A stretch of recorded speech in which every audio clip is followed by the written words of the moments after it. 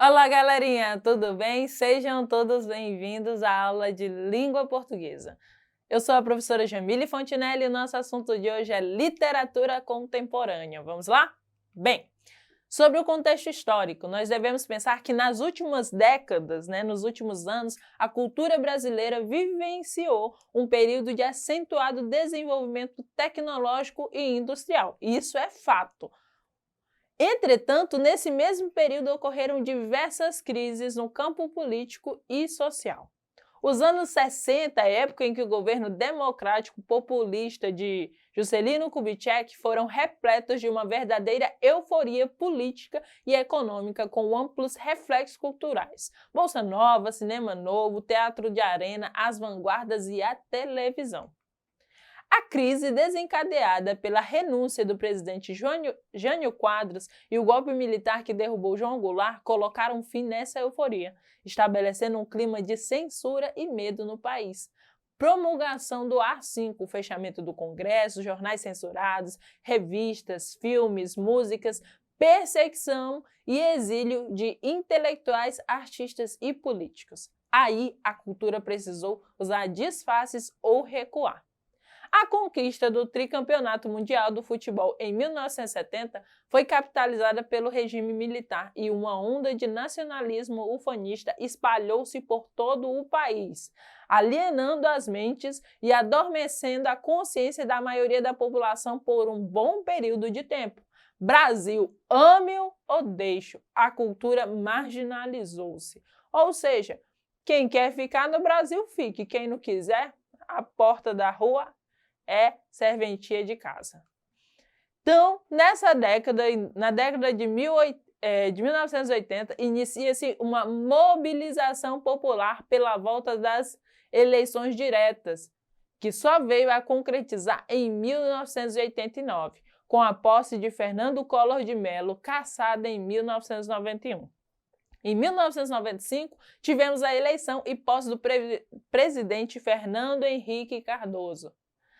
Com tudo isso, todos esses acontecimentos, as manifestações artísticas neste momento, mediado por tudo que aconteceu, as diretas já, a posse do Fernando Henrique Cardoso, com a posse dele, deixou-se, ele abriu espaço, disse, não, as pessoas que foram exilados, as pessoas que saíram do país podem retornar, podem voltar para o país de origem. Então, ele abriu, nesse Entepé, começou-se a pensar numa nova cultura, dar uma liberdade para a cultura que até então, no período militar, a cultura, os jornais, a sociedade em si vivia em extrema censura.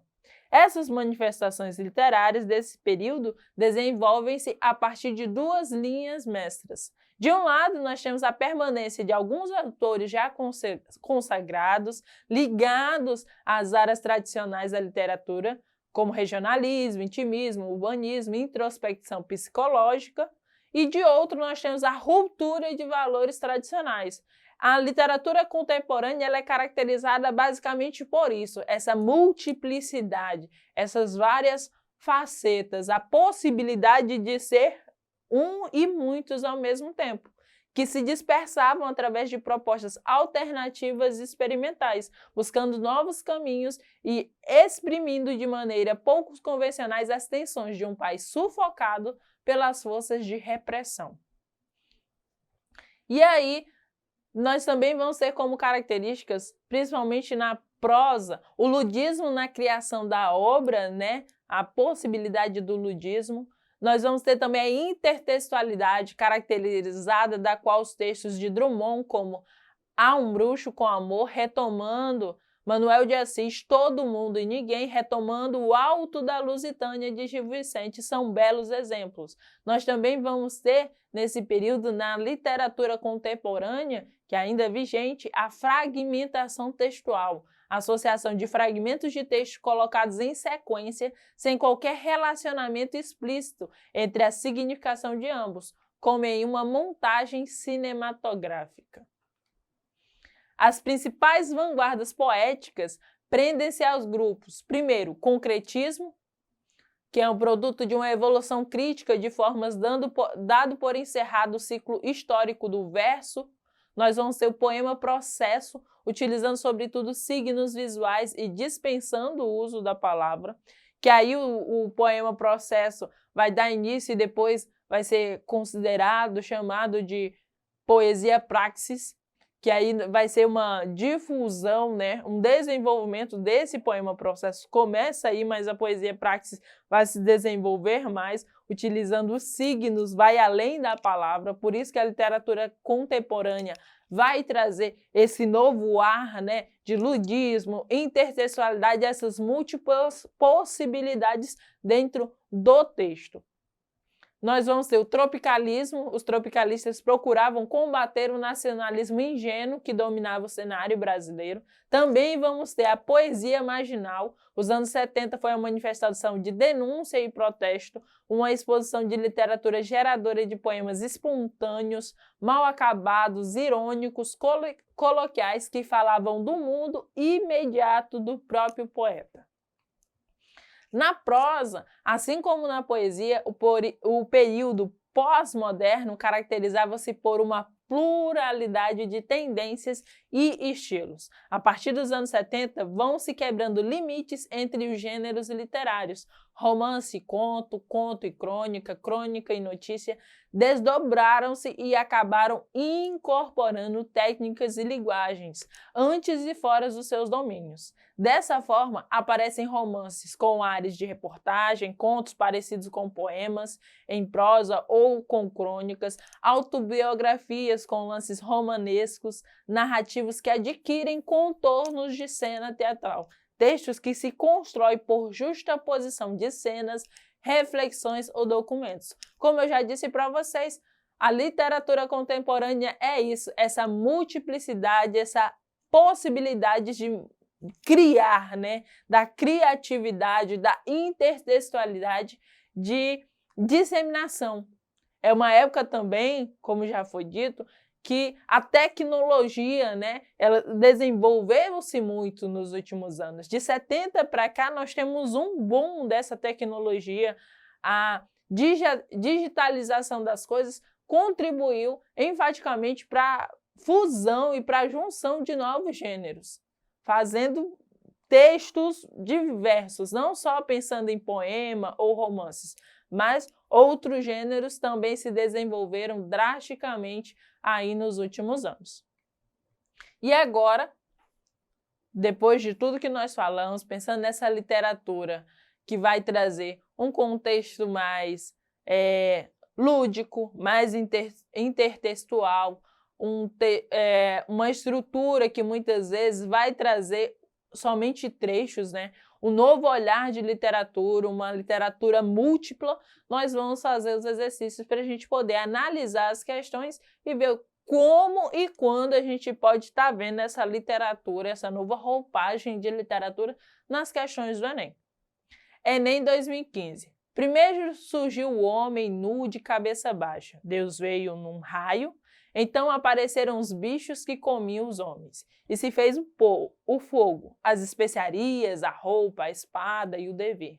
Em seguida se criou a filosofia, que explicava como não fazer o que não devia ser feito. Então surgiram os números racionais e a história, organizando os eventos sem sentido. A fome desde sempre das coisas e das pessoas foram inventados o calmamente e estimulante. E alguém apagou a luz. E cada um se vira como pode, arrancando as cascas das feridas que alcança. Ok? 2001, Fernando Bonassi. E aí nós temos o nosso comando. A narrativa enxuta e dinâmica de Fernando Bonassi configura um painel evolutivo da história da humanidade. Nele, a projeção do olhar contemporâneo manifesta uma percepção que recorre à tradição bíblica como fonte de inspiração para a humanidade. B. Desconstrói o discurso da filosofia a fim de questionar o conceito de dever. C. Resgata a metodologia da história para denunciar as atitudes irracionais. D. transita entre o humor e a ironia para celebrar o caos da vida cotidiana ou satiriza a matemática e a medicina para desmistificar o saber científico? Qual a resposta correta aqui? Vamos lá? A resposta mais adequada é a D. Transita entre o humor e a ironia para celebrar o caos da vida cotidiana. Mas, professora, como é que a gente chega nessa resposta inadequada? É como eu vivo e repetindo para vocês. É você voltar ao texto e ler e entender. Quando ele faz aqui, ó, ele faz primeiro uma descrição, né? Primeiro surgiu o homem, ponto. Aí depois ele vai, Deus veio no raio, então apareceram os bichos que comiam os homens. E aí ele continua, então surgiram os números racionais, a história, organizando os eventos sem sentido, a fome desde sempre das coisas e das pessoas. Foram inventados o calmante e o estimulante. E alguém apagou a luz. Pronto, apagou a luz. E cada um se vira como pode, arrancando as cascas das feridas que alcança. Então, quando ele diz aqui, transita entre humor e a ironia para celebrar o caos da vida cotidiana. Ou seja, ele faz referência a tudo que nós vivenciamos hoje. O desenvolvimento das questões tecnológicas, quando nós falamos da invenção da luz, quando nós falamos de todo esse sistema, da evolução da matemática, da organização dos dias, e ainda coloca, e cada um vai vivendo como pode, né? Ou seja, vai ali lidando com o seu dia a dia, com a sua organização, para trabalhar, para estudar, para cuidar de casa, para cuidar da família. Então, ele vai fazendo essa transição, vai fazendo esse debate no decorrer do texto. E sempre está tratando o quê? Para celebrar o caos da vida cotidiana. Essas relações, ok? Vamos para o próximo. A garrafa. Contigo adquira a astúcia de conter e de conter-me. Teu estreito gargalo é uma lição de angústia. Por translúcida pões o dentro fora e fora dentro, para que a forma se cumpra e o espaço ressoe, até que, farta da constante prisão da forma, saltes da mão para o chão e te estilhaces suicida numa explosão de diamantes. E aí nós temos o nosso comando. A reflexão acerca do fazer poético é um dos mais marcantes atributos da produção literária contemporânea, que no poema de José Paulo Paes se expressa por reconhecimento pelo eu lírico e suas limitações no processo criativo, manifesto na expressão por translúcida pões, B. Subserviência aos princípios do rigor formal e dos cuidados com a precisão metafórica, C. Visão progressivamente pessimista em face da impossibilidade da criação poética, D. Processo de contenção, amadurecimento e transformação da palavra, representado pelos versos numa explosão de diamantes. E a nossa resposta correta é a letra D, processo de contenção, amadurecimento e transformação da palavra.